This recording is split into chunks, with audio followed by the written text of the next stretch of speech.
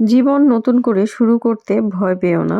মানুষ জীবনে অনেক সময় ভুল করে ভেঙে পড়ে, হেরে যায়।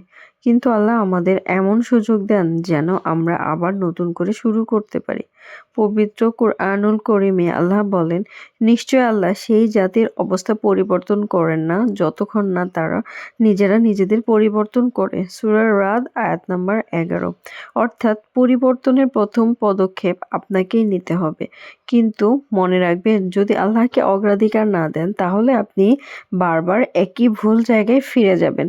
দুনিয়াতে সফলতা চাইলে এবং আখিরাতে নাজাত পেতে চাইলে আপনার সমীকরণ আল্লাহকে রাখতে হবে সবার আগে। রাসূল সাল্লাল্লাহু সাল্লাম বলেছেন, তুমি আল্লাহকে স্মরণে রাখো, তিনি তোমাকে রক্ষা করবেন। জামিয়া আত-তিরমিজি।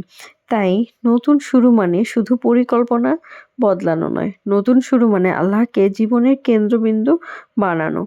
ভুল করেছো, ব্যর্থ হয়েছো, তাতে কি হয়েছে? নতুন করে শুরু করতে ভয় পেও না। নতুন করে শুরু করো, অগ্রাধিকার রাখো মহান কারণ আল্লাহ ছাড়া শুরু করলে তুমি আবার শূন্য হয়ে ফিরে যাবে। দুনিয়ার সফলতা আর আখিরাতের মুক্তি দুটো পেতে হলে সবার আগে আল্লাহকে রাখতে হবে।